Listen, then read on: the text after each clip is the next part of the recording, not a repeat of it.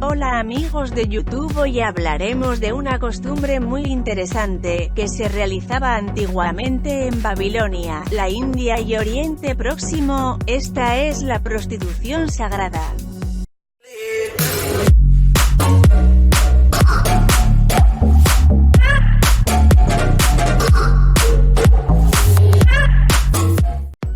Debemos tener en cuenta que la prostitución sagrada, prostitución del templo o prostitución religiosa designa los ritos de carácter religioso, que consistían en el mantenimiento de relaciones sexuales, en un contexto de adoración, posiblemente como rito de fertilidad o adoración a algún dios en diversas culturas.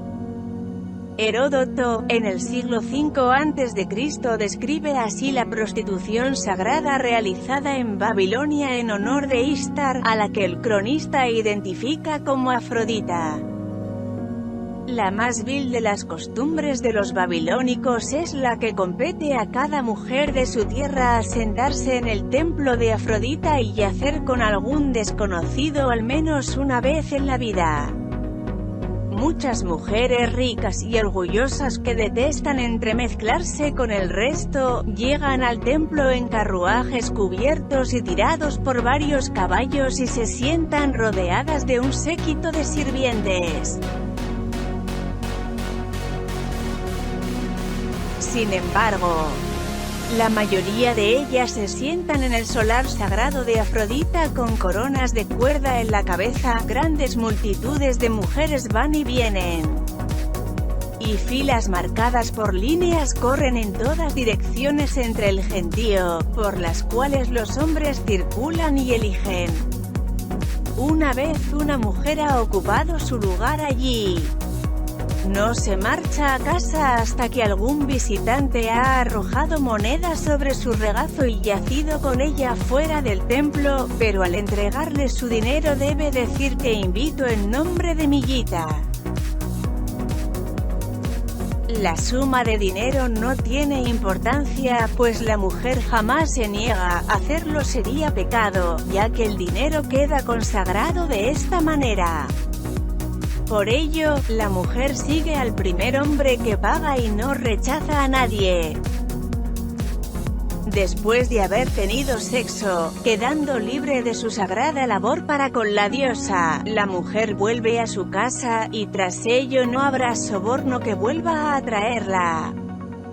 Por todo esto, las mujeres que son hermosas y altas quedan rápidamente libres de irse, mientras que las feas deben esperar por no poder cumplir la ley. Algunas de ellas permanecen allí por 3 o 4 años. Existe una costumbre similar a esta en algunas partes de Chipre. La prostitución sagrada estuvo ligada al culto de la fecundidad, practicada en Babilonia en el templo de la diosa Ishtar por jóvenes muchachas educadas a tal efecto desde su más joven edad, iniciadas en música, canto y danza. Su actividad provee a las necesidades del templo y les vale estima y respeto. Se las llama Ishtarritu.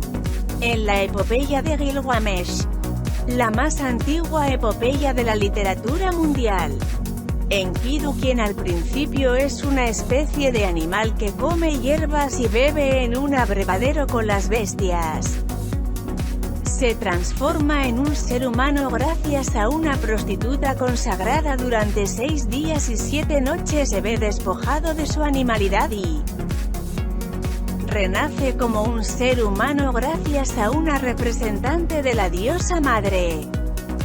En el Código de Hammurabi, los derechos de las prostitutas sagradas estaban específicamente protegidos por las mismas leyes que obraban por la dignidad pública de las mujeres y los niños. Podían recibir herencia de sus padres, optar a ingresos de la tierra trabajada por sus hermanos y disponer de sus propiedades. Tomando en consideración el rol legal de la mujer en este período de tiempo, estos derechos constituían privilegios extraordinarios. según las investigaciones del asiriólogo Samuel Noah Kramer. Los monarcas de la antigua región de Sumer establecían su legitimidad tomando parte en ritos sexuales anuales en el templo de la diosa de la fertilidad, Ishtar, en el yacimiento arqueológico etrusco de Pirri, un centro de adoración de la diosa fenicia Astarte. Existe un templo de la diosa construido con 17 pequeñas habitaciones, las cuales podrían haber servido como apartados para que las prostitutas sagradas ejercieran allí su oficio.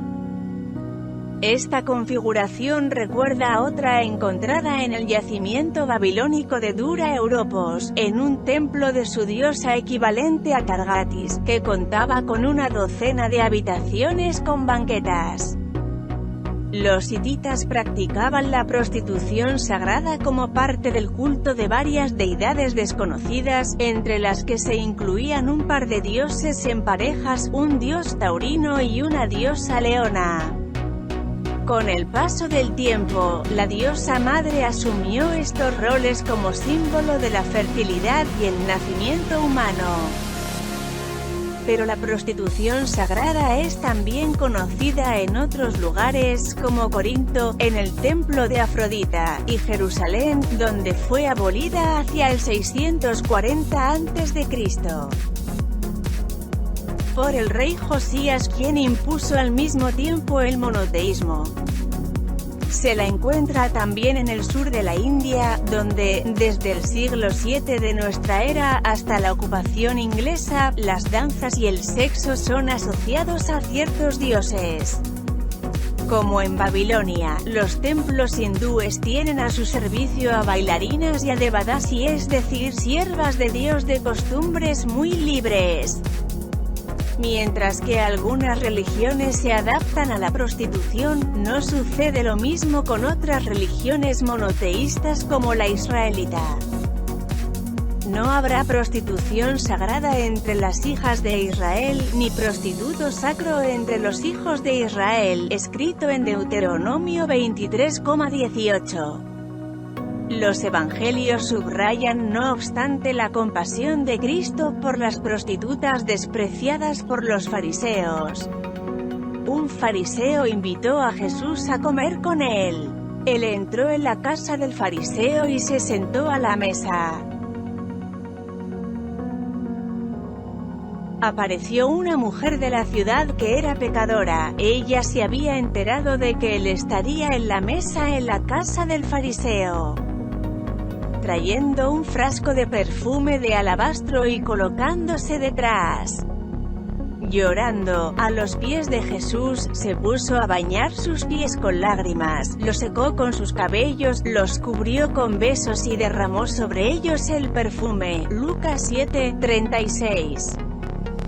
El antropólogo inglés James Fraser acumuló referencias para probar la existencia de la prostitución sagrada en su libro La rama dorada.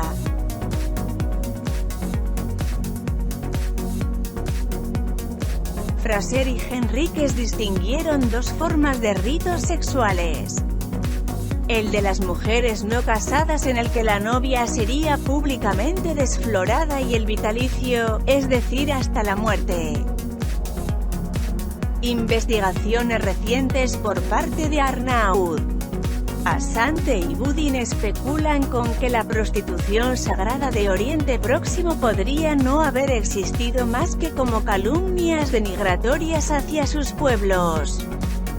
¿Tú qué crees? ¿Realmente existió o son solo calumnias hacia las culturas de Babilonia, la India y otros? Envíanos un comentario y no olvides suscribirte para más contenido.